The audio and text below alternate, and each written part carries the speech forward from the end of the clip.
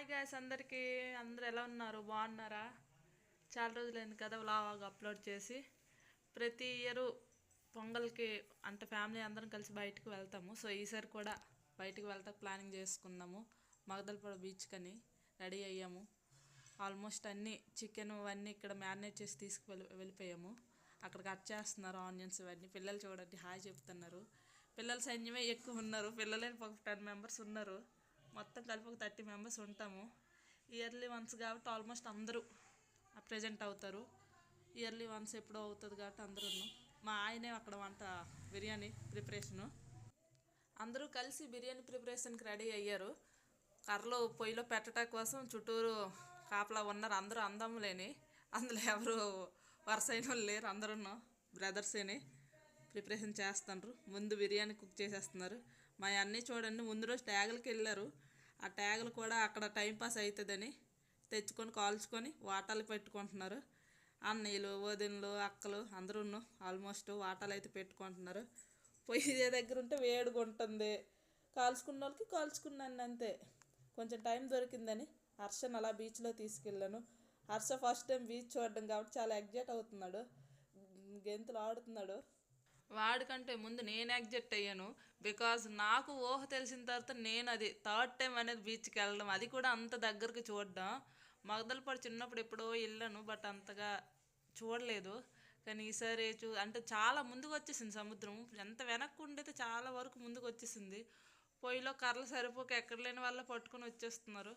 తరువాత చికెన్ పకోడీ కూడా ఫ్రై చేసాము. ఇదే మోడర్న్ వంటలకు కనుక్కుంటున్నారా? కాదు, పొయ్యి దగ్గర చాలా హీట్ ఉంది. అది కళ్ళుకు తగులుతుందని స్పెట్స్ పెట్టుకుని మరీ పకోడీ వేస్తున్నాను. నా చుట్టూ చాలామంది ఉన్నారు. పకోడీకి టేస్ట్ చేయటానికి అలా అందరూ కాపలా కాస్తారు. సరే ఆయిల్ ఇంక హీట్ అవ్వలేదు. ఆ ఆయిల్ హీట్ అయ్యేలోపు అలాగా 4-5 ఆయిల్ వచ్చినాయి. మా అన్నయ్య నా చుట్టూరు తిరుగుతున్నాడు.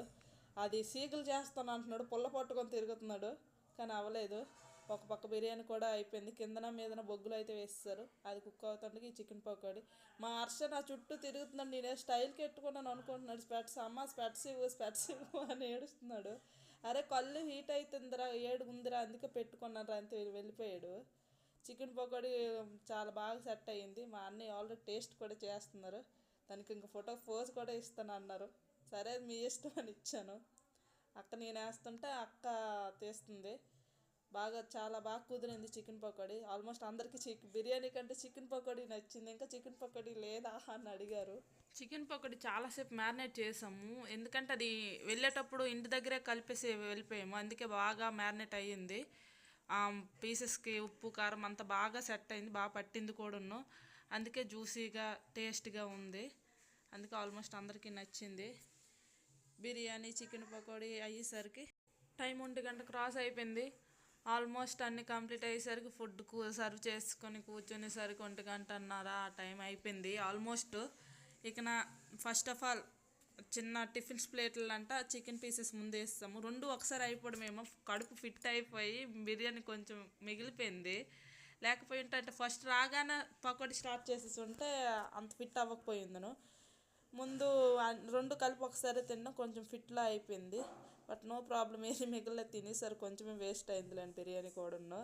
అలా సరదా సంవత్సరంకి ఒకసారి వెళ్తాం కాబట్టి మ్యాక్సిమం అందరం అటెండ్ అవ్వటానికి ప్రయారిటీ ఇస్తాము. సరదాగా ఉంటుంది. ఎప్పుడో పనులతో బిజీగా ఉంటాం కదా. పండగ అంటే మగాళ్ళకేనా, వాళ్ళకి ఏకం సీసాల పండుగని.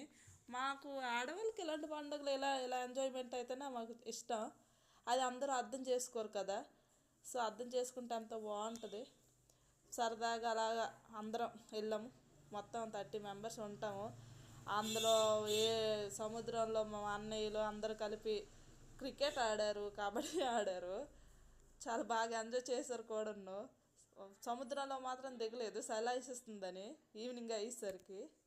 పోనీ సినిమాకి వెళ్దామా అని అంటే ఏ సినిమాకి ఒక్క టికెట్ కూడా ఖాళీ లేదు. పాపమా అని ఎతికినా సరే ఒక్కటి కూడా దొరకలేదు.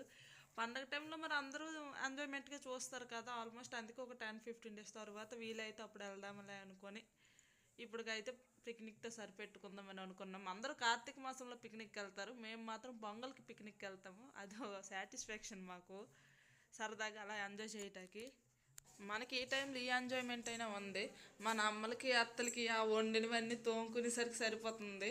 పొయ్యి మీద పెట్టినవి వాటికి మసి రాసి వండుకున్నవి, బూరెలు వేసినవి, గారెలు వేసినవి, అరిసెలు వేసినవి అవన్నీ తోముకునేసరికి వాళ్ళకి సరిపోతుంది. కనీసం ఈ జనరేషన్ వాళ్ళు ఇలాగైనా ఎంజాయ్ చేస్తున్నాము. బట్ లాస్ట్ జనరేషన్ అస్సలు వాళ్ళు ఇంటికే పరిమితం అయిపోతున్నారు. ఇన్ఫ్యాక్ట్ మా మదరు అందరు కూడా ఆల్మోస్ట్ ఎప్పుడు తోముకునేసరికే సరిపోతుంది. ఆ వండిన వల్ల ఈ అల్లుళ్ళకి కూతుళ్ళకి పిలుపులు చేసుకొని ఆ తోముకునేసరికి ఆ లైఫ్ అలాగా అక్కడికి సరిపోతుంది. ఇలాంటి ఎంజాయ్మెంట్ ప్రతి ఒక్కరి లైఫ్లో ఉండాలి. మ్యాక్సిమం తెలుస్తుంది కదా, ఎప్పుడు రొటీన్గా లైఫ్ అలా పని పని పని పని పని, డబ్బు లేకపోతే దేనికి పనికిరాం ఈ రోజుల్లో. బట్ ప్రతి టైం అదే కాదు కదా, కొంచెం అనేది అయిన లైఫ్కి ఎంజాయ్మెంట్ ఉండాలి కదా. సో అలా ఫుడ్ కుక్ అయిపోయిన తర్వాత ఆల్మోస్ట్ అందరం వడ్డించుకుంటున్నాం కూడా. ముందు చికెన్ పకోడీ పెట్టేసుకున్నాము. ఆల్మోస్ట్ అందరు కూర్చున్నారు. పిల్లల సైన్యమే ఎక్కువలాగా ఉంది. వాళ్ళు తిన్నది తక్కువ, వాళ్ళ ప్లేస్లే ఎక్కువ.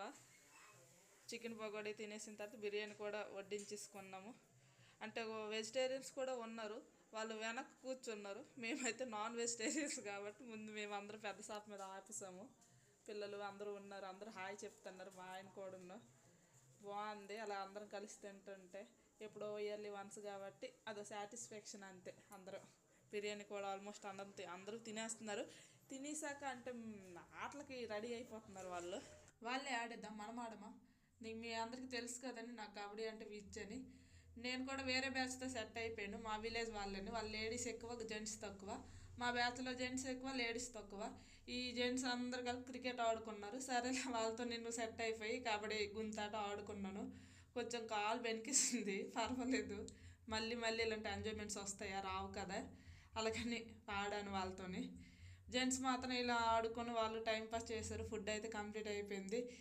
ఈవినింగ్ అందరూ వాళ్ళు కూడా కబడ్డీ ఆడారు. నేను అన్నీళ్ళ బ్యాచ్, ఎదురుగున్నారు మరిదులు, మా ఆయన, మా బావగారు, వీళ్ళందరూ ఎదురు బ్యాచ్. నేను మాత్రం అన్నీళ్ళ బ్యాచ్లో ఉన్నాను. నేను వాళ్ళతో కలిపి కబడ్డీ ఆడాము. అంటే వాళ్ళే ఆడారు, మనం జస్ట్ ఎంకరేజ్ కోసం వాళ్ళతో సెట్ అయ్యాము. అలా అనమాట. అదిగోండి మా ఆయన కోతకు వచ్చారు. రమ్మ చెప్తుంటే రారు, నాకు జడిసిపోతున్నారు అనిపించింది. లోనికి మాత్రం రావడం లేదు.